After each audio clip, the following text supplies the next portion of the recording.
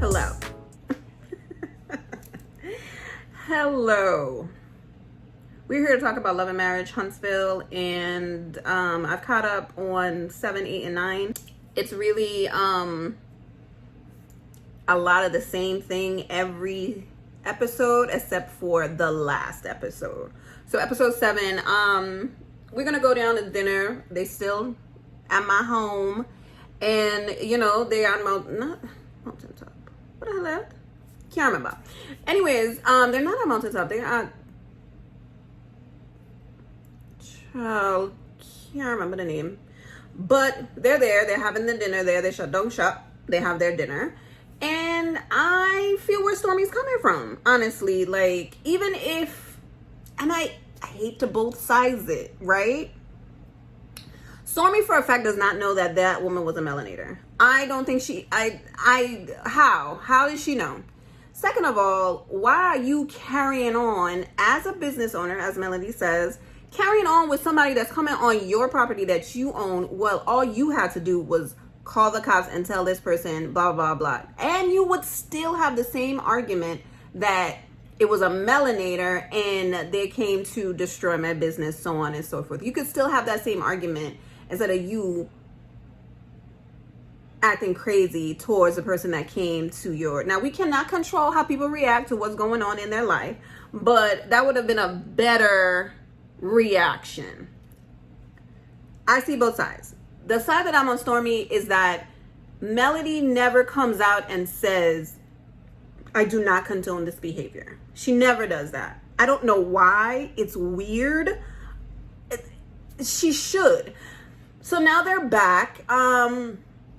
We're going to go to Kimmy's scene talking about the same thing. Kimmy is like, it's a double standard kind of, because Mel wanted Tisha to control her mother. She wanted Stormi to control her mother, along those lines. And it's kind of like, it's the same, but it's not, because you're in a circle that you actually know these people. That is your relative, that you can literally say something to them and they can definitely say. Now, if Melody says something to these people on her platforms, then if they do what they want to do, just like them, then I can understand where Kimmy is coming from, as the comparison of, if you say something, even if they don't do it, then it makes you look like you don't condone their behavior.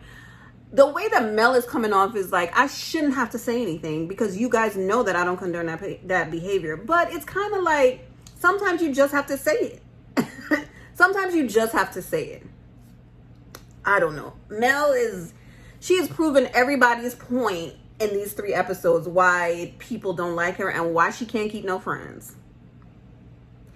At that dinner as well, it was kind of weird that Destiny was sitting next to her trying to chummy up, and then in episode 9 she was like, Mel was being very nice to her all of a sudden after she called them out, and we're gonna go back to that as well. I will never believe, and I hope it's not true, that Mel was calling that woman to respectfully cheat. That does not make any sense. Again, I can see her calling her and asking her where Martell at. Is he over there so she could catch him in something? Yeah. Texting that woman asking, why are you messing up my marriage? Or why are you with my man? Blah, blah, blah. Those are the type of things that I can see another woman doing. But you telling that man to respectfully, telling her to respect, then she would still be married to Martell. Like, it don't make no sense. It doesn't make any sense, Destiny. It doesn't make any sense. Now, Sonny was given a little attitude for whatever reason. Nobody want Moses but you. There was an overlap. You were disrespectful, and you downplayed your relationship with Destiny. You were kind of like, I want Moses more than I want a friendship with Destiny, and then call it a day. Like, keep it a buck. Like, it's really weird how you're playing this. And I'm jumping between 3 episodes, guys. I also, with Moses, him joking around talking about how Destiny still want him is kind of whack, but it's whatever. Stormi and Tisha leaving, and I'm not going to talk about Tisha Martell and the hookup that never was, because Martell started that. I'm not to say I'm not going to talk about it, but it was a hookup that never was. And him pretending not to know her and trying to make her pretend not to know him as well. Why, if y'all ain't do nothing? You're just making people think that y'all did something, and that's what you want. You want everybody to come and ask you questions so you can deny, because why? You want attention. Anyways, I think Trish didn't give the full information because she's very awkward on camera. She's still very awkward on camera. And I think that she, at the beginning, she was telling the truth. Then she tried to cover up the truth to make it smaller than it was, or diminish what Mel's ex was doing. I don't know. It all looks messy. I honestly don't care. And Mel's face at that table would be my face as well, because what y'all want me to do? We all know the man is a cheat, so whatever. That does not involve me. That's not going to give me no emotions. All you're doing is speaking truth to life. The end. Now, don't get that woman no more wrong. Anyway, so we are back in Huntsville with the Scotts and their mess. You know one thing about the Scotts?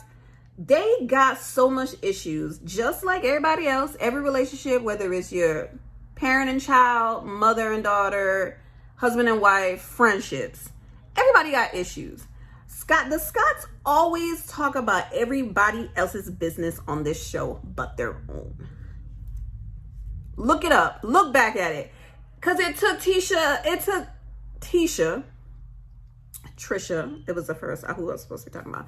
It took Tisha how many seasons to try and get a backbone and say to Marceau that, I need you to do X, Y, and Z. And he always gives some type of excuse and pushback, and always bring somebody else up, and always doing this and always doing that. Anyways, so here go the men at this archery outing, and they talking about everybody is up there. Moses, 2 women are there, blah, blah, blah. And here come Marceau talking about Marcel, Melody's ex, and Trisha. Why he got to bring it up? Of course, you're on reality TV. However, it's just, he's so messy. He don't never want to talk about anything he may have done or anything that he did do, or what's going on with him, other than blaming other people for what's going on in his life. He blamed the millimeters for Black closing down. It don't make no sense. Anyway, so Fletch and Mel's ex pull Moses to the side for this forced contrite scene, talking about, is you gonna buy the house? Are you a builder? Do you have your builder's license yet? Did we confirm? Because he is very steadily calling himself a builder. I mean, I don't know. Can you do that if you don't have a builder's license? I have no idea. But that man said, no, it's a little small, from what we want, so we still looking, blah, blah, blah. Fine. Then Mel's ex is going to go in his confessional and said, I'm going to choose friendship over money if blah, blah, blah. But he don't want your house that you built. He don't want it. So what was your point of even saying that in the confessional? You forgot. Anyway. It's crazy how these men are here at this outing and then calling the women messy on the girls trip, and they in a circle being messy. Isn't that ironic? Come on, Alanis Morissette. It's just a mess. And then Ken came back and was like, I don't care. It was before me. Martell was married to Melody when he invited Trisha to his house to work out and watch Netflix. I don't know. Anyway, he said it was before him. He don't care. The only reason he's upset about it is because Trisha didn't say nothing. I mean, you're making a man look dumb on TV, Trisha. So, I guess.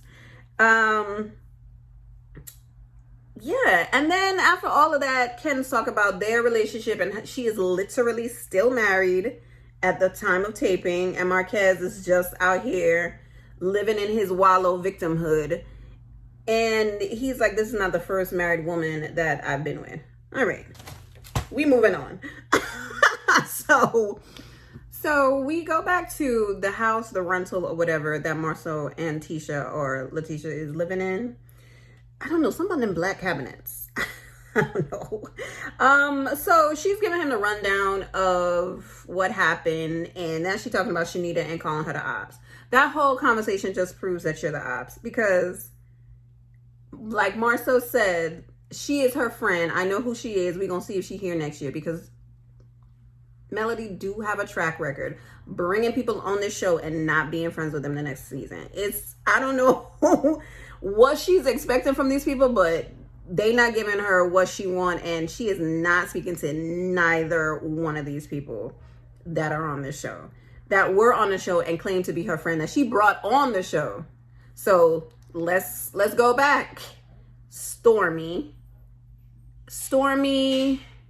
whatever. What is that girl? Destiny first. Stormy. Now she got Shanita on the show. So we'll see. I mean, again, what Marceau said about her and Friends is the track record is on tape. So again, the reason why I think that whole conversation makes her into the ops is because when he asked who Shanita was and he tried to describe her, she said, "Oh, you know, the one that looked like a man." Like, that was trifling. Like, low hanging fruit because she tall. You know, whatever. She's the ops. Granted, that is your name from now on. With that being said, here goes this little powwow that Martell and Destiny have. Their relationship is very weird for me. I don't know what it is with them. It gives me I don't know what it is. Their relationship just gives me pause. It gives me pause, and I just feel like I'm on Melody's side on this. That the things that Martell has done to her that has been documented on this show, following her places, trying to track her down, going to court and saying that she's an unfit mother.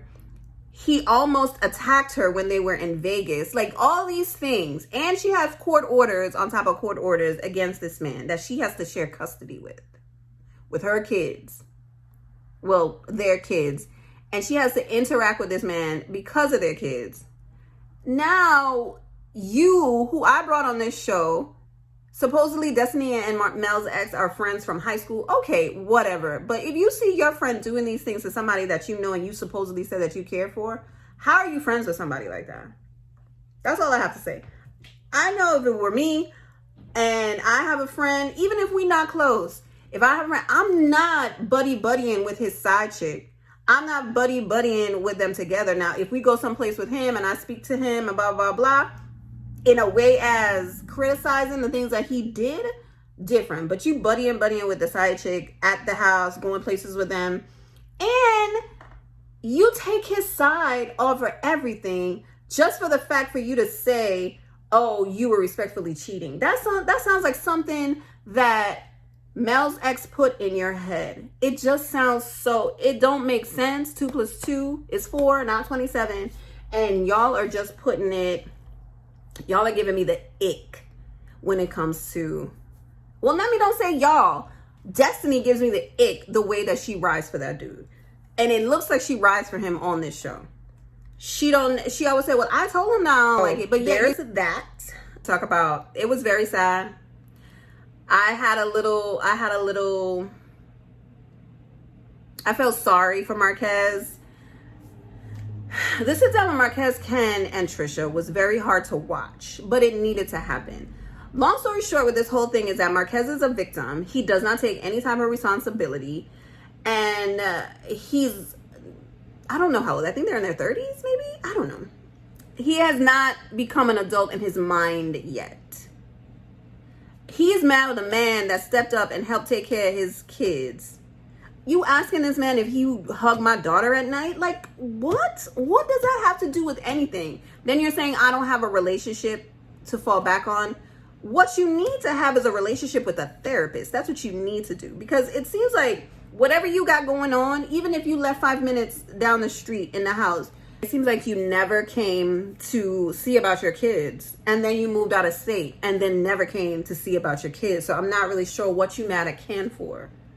Like Marceau said, you should be thanking that man for helping your kids become decent human beings without you even being there. And then you can cut to the scene in episode 9 where they came to, her son is 19 years old, graduating from high school. They had a graduation party, and then you're going to thank Ken for being there. Now, Ken didn't have to be petty, but you on a reality show. He didn't have to say that about him. However, it seems like Marquez have a pattern, and he needs to fix something within himself so he can become a better person to make him a better father. That's all I said, because you already saw that he was not a great husband. I mean, at first when they had to sit down, I was like, it doesn't really make sense for Ken to be there. But after the conversation went on, yeah, Ken needed to be there. Even though Trisha was trying to be adamant about what he did and what happened and his blurred timeline, it was good that Ken was there. Now, Ken and Trisha's relationship, that does give me pause as well, but we gonna see. And at that time, he did not sign the papers, so I don't know. He didn't go and get it notarized. So that's what I said. You signing the papers, it got to be notarized. When you notarize it, you got to sign it in front of notary. So anyway, so the final part of this is what made another portion of this that made me wonder about Mel and where her loyalty lies and why she treats people the way she does. It has to be more to it.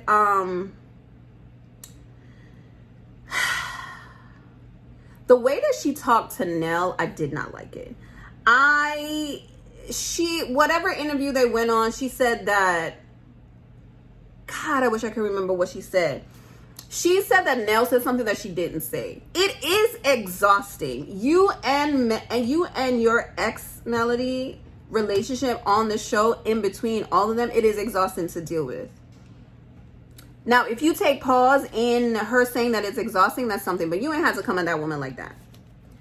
Nell did counsel y'all. Mentoring, I don't know if that's the word, but she did counsel you. She was a friend. How about that? She was a friend to you. And for you to come out and say, you didn't mentor me with nothing. I got my mother, I got my therapist, and I have God. Like, that was rude and mean. Like, is that your friend that you respect? Now, Nell, you being mad about a nameplate is kind of whack, but I mean, those are your feelings to have. And we gonna just, like that. And I just feel like these last 3 episodes just unfortunately proves why people don't like Melody. I was never really, I'm not a Melanator. I'm not on any stan or any stan account. However, I see all sides to everything that happens on this show. Kimmy is the best, Switzerland. However, she is very biased when it comes to the Scotts. And that's her family. That's her in-laws. So what can she say? I do feel like Kimmy has information on Marceau and what happened in their family. But, the way Kimmy is, she's not going to say nothing. Next episode, we're going to find out, Mark, what is his name? Maurice's DUI happens. Well, it happened in this episode. I forget. Like, it happened in this episode. And he's talking to Kimmy. And he's like, I never wanted to have to call you and tell me that, but you just have to come and bail me out of jail for a DUI. And then cut to Shanita and Mel talking about... This is what I'm saying. Mel is proving why people don't like her. She's just like, he always wanted to say Martin Luther speech, but I don't want nobody coming out here talking to me about nothing. So with Melody and her talking to Shanita about Maurice and how she's like, he's the most immature when he's drinking, when we're out. He's got a DUI, and the next day he out here talking about free reads, blah, blah, blah, blah. I do think that was in bad taste. Yeah, I agree with her. However, the way that she was talking is like she was giving a very holier than thou, herself being Martin Luther King Jr. And I'm just like, who are you to say that you don't want nobody talking to you because they got a DUI or because they did this or they did that, because you're not representing what we started this to be. So I don't want you coming at me telling me nothing, blah, blah, blah, blah, blah, blah. Like, I don't know. Melody does not give off any type of information that happens off screen except when it has to deal with her ex and her children's father. She is harboring she said that she's healed. She ain't dealing maybe she set boundaries, right, with these people. And I can understand boundaries when it comes to her ex, because he is wild and he's all over the place, and he think he can say and do anything he wants without consequences. But I just feel like the people around her that we have seen on the TV have tried to support her, except for Tisha. Tisha, she is the ops. Like when when she filed for divorce and they were going through whatever they were going through, they were trying both sides it. They were not being supportive. The only person that was supportive was Nell. Then Kimmy came around and was like, you know what? We need to blah, blah, blah, blah, blah, blah. And I understand her animosity, but it's just like, she don't care. That's all I can say. Like, the way that she portrays herself, she portrays is like, this is my job. You people are my co-workers. And after the filming is wrapped and the reunion is done, don't nobody come and talk to me about nothing. I'm good. Like, you knew these people before the camera started rolling, honey. Like, some things went down that we don't know. And if it was put online, I am not doing a deep dive about it, but it's just like, she has really put these people, like, cast these people aside. Like, she is done. She is done. Like, she lost all respect, obviously, for Maurice. And Marceau, she barely can stomach. I mean, who can except Tisha, honestly, because he's just, he is a different breed. And I don't know, man. These last 2 episodes, it was exhausting, to be honest with you, to watch. It took me a while to watch them. I didn't watch them with full attention, but I did watch them. I did hear what was going on. And again, yeah, we're going to see if Shanita make it next year, child. I just wish Melody would, honestly, I wish she would come off the show. I wish she would just be like maybe a friend of, and just let the Scotts have it. She could still be executive producer. Look at Mariah. They done kicked her, they kicked her off the show. She's still getting a check. So, I mean, you could still do that. You could come on once in a while, because at this point, you don't have no relationships with any of these people on this cast. Not one. You done diminished Mel into whatever you put, what box you put her in because she said something about you online. I didn't like that at all. Nell is also an exhausting woman. Let's just be clear. Though we saw how she talks to her kids, and like, you know, she don't come off as a person that gives you any grace, especially when her voice is elevated. Don't nobody want to hear that, especially if they're coming to you trying to get some advice maybe or some comfort, and you yelling at them because you told them something 5,000 times.